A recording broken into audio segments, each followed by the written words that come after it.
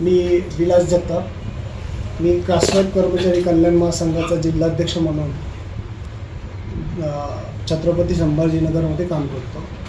तसेच मी वरिष्ठ लिपिक म्हणून शासकीय वैद्यकीय महाविद्यालय येथे कार्यरतसुद्धा आहे. मी बऱ्याच दिवसापासून असे ऐकत होतो की आपल्या महाविद्यालयामध्ये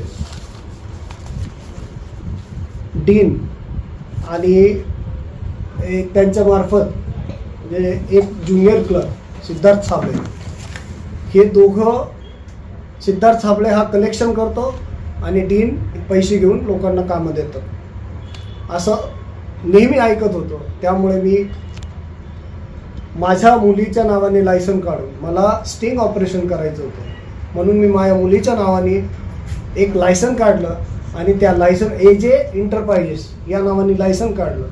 आणि ते लायसन काढल्यानंतर मी माननीय अधिष्ठाता यांना माझ्याही मुलीला एक काम द्या असं म्हणून त्यांना काम मागितलं. आणि त्यांनी मला सांगितलं की सिद्धार्थ साबळेला भेट आणि त्यांना तो काय फॉर्मॅलिटी सांगेल ती सांगितल्यानंतर ते काम तू कर. आणि सिद्धार्थ साबळेला सुद्धा त्यांनी सांगितलं, त्यांचे व्हिडिओ रेकॉर्ड आहेत माझ्याकडे, की त्या सिद्धार्थ साबळेंनी सांगितलं की माननीय अधिष्ठाता साहेबांनी तुम्हाला हे काम द्यायला सांगितलं, परंतु तुम्हाला या कामाचे इतके पैसे द्यावे लागेल. मला 80,000 रुपये मागितले त्यांनी. मी ते 80,000 रुपये त्याला नगदी इथं दिले. त्याचा सुद्धा माझ्याजवळ व्हिडिओ आहे. आणि ह्या सगळ्याचे व्हिडिओ मी काढून माझ्याकडे स्टिंग ऑपरेशन करायचं होतं म्हणून मी त्याला माझ्या ऑफिसमध्ये बोलवलं, इथंच जिथं आपण पत्रकार परिषद घेतली तिथंच मी इथं बोलवलं. आणि इथं बोलवून त्याच्याकडून ते ज्या कामाची यादी होती, ती टिप्पणी होती, त्या कामाच्या टिप्पणी इथंच चेक केल्या.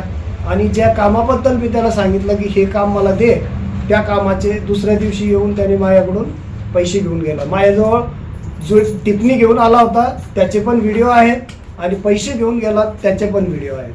आणि त्यांनी हे पण सांगितलं की कोणत्या व्यक्तीला हे काम द्यायचं होतं, कोणत्या व्यक्तीने हे काम मागितलं होतं, त्यांचं नाव पण घेतलं होतं त्यांनी. आणि त्या नाव म्हणजे ते नाव कुलकर्णी म्हणून नाव होतं. आणि हे जयस्वाल साहेबांच्या जवळचे लोक यांना द्यायचं होतं, हे काम यांना द्यायचं होतं, परंतु तुम्ही मागितल्यामुळे सरांनी सांगितलं की तुम्हाला द्या. आणि मला हे स्टिंग ऑपरेशन करायचं होतं म्हणून मी हे ऑपरेशन करून पत्रकार परिषदेत घेऊन तुम्हाला ह्या सगळ्या गोष्टी काय चालू आहेत या पुराव्यानिशी माहीत व्हावं असं लोक खूप बोलतात.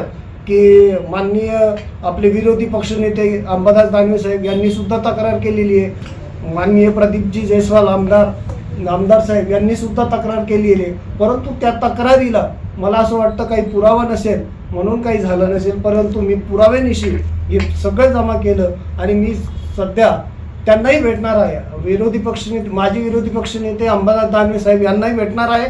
आणि प्रदीपजी जयस्वाल सर अध्यक्ष आहे आमच्या अभ्यागत समितीचे, त्यांनाही भेटून सदरील प्रकरण त्यांच्याही कानावर टाकणार आहे.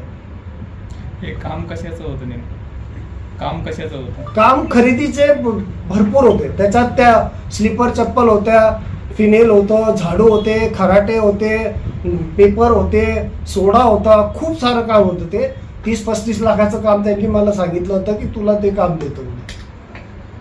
कामाचं स्वरूप म्हणजे कंत्राट मिळण्याचं स्वरूप काय आहे आणि तुम्हाला ते प्रोसेस फॉलो केली नाही केली काय म्हणजे टेंडर प्रोसेसने काढणार होते की जेम पोर्टलवर. परंतु मी तेच सांगतोय ना तुम्हाला की हे काम सगळं जेम पोर्टलवर होतं, परंतु जेम पोर्टलवर त्यांचा हॅकर असल्यामुळं तो हॅकर तो कसं काम देतो त्याच्या पद्धतीनं ते त्यालाच माहिती आहे. पण काम आपल्याला ते मिळतं ज्या सप्लायरला यांनी सांगितलं, डीननी सांगितलं की या सप्लायरला हे काम द्यायचं, तर त्याच सप्लायरला बरोबर देण्यात येतं.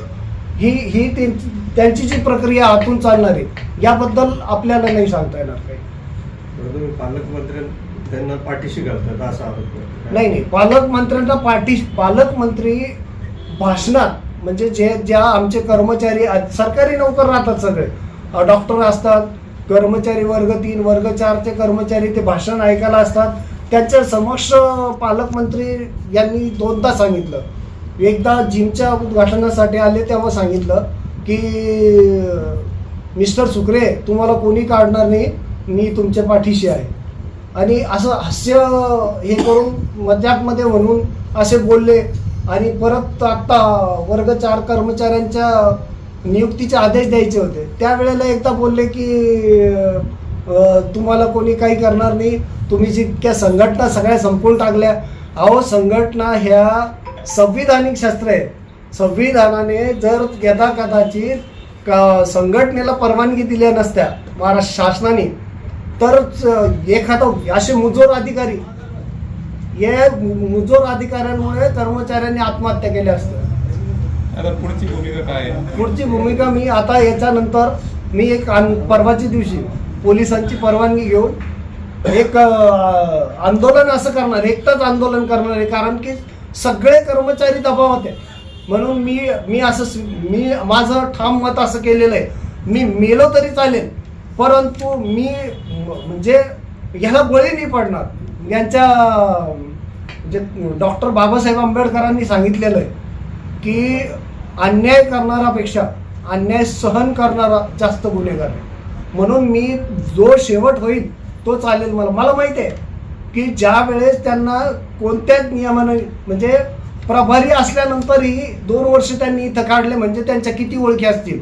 मला माहिती आहे की माझं काय होणार. म्हणजे